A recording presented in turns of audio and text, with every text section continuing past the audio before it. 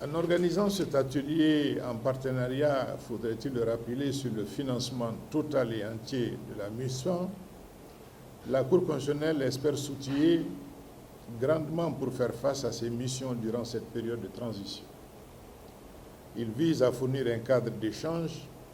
entre les conseillers de la Cour constitutionnelle du Mali et les consultants internationaux déployés par une de vos divisions. Le cheminement proposé dans le programme de l'atelier, qui me paraît très pertinent,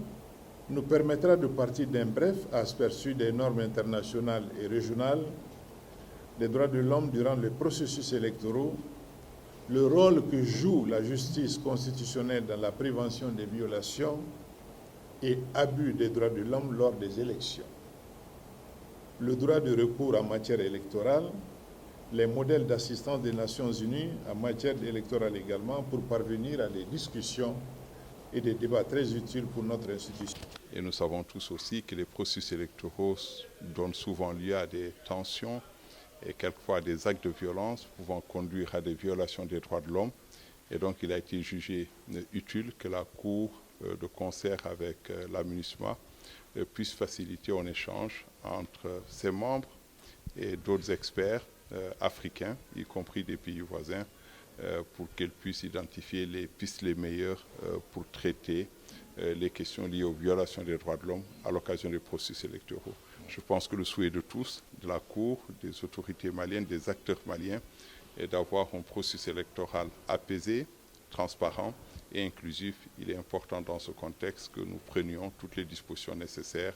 pour aider la Cour à renforcer ses capacités et à lui permettre de jouer le rôle attendu d'elle afin que cet objectif soit atteint. La Cour constitutionnelle au Mali est garante des libertés fondamentaux, des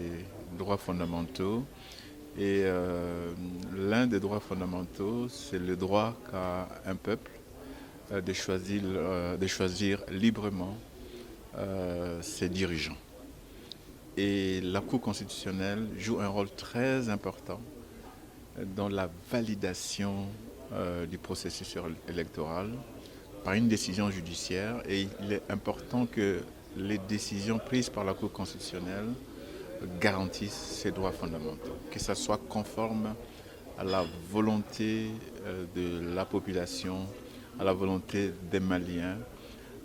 d'avoir choisi les dirigeants de leur choix. Et pour ça, on va échanger sur les bonnes pratiques de respect des droits de l'homme dans la prise des décisions, le respect des droits de l'homme dans l'examen des recours des candidats, et aussi comment créer un environnement propice pour la tenue des élections, et aussi faire en sorte que l'environnement avant, pendant et après les élections puisse être, comme on dit, free de la violence. Donc tous les conflits africains, ce sont des conflits préélectoraux, on ne s'étend pas sur les conditions des candidatures pour arriver aux élections, soit des conflits électoraux, c'est-à-dire que lors du déroulement de la campagne ou des opérations électorales, il y a des problèmes et des contestations,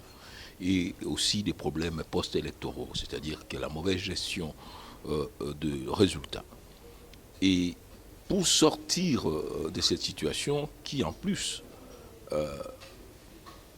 est attentatoire aux droits garantis aux particuliers, la liberté d'expression, la liberté d'opinion, la liberté de manifester, mais surtout, ça peut amener à des arrestations arbitraires, de détention, et beaucoup de morts surviennent au cours de ces processus électoraux. Il est important que dans une vue de prévention, que la justice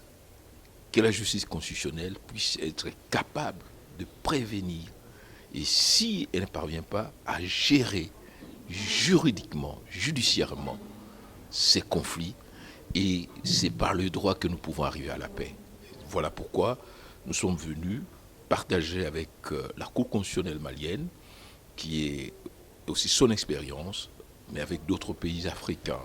moi je viens du Congo, il y a des amis qui viennent du Bénin, du Burkina Faso et autres, pour voir comment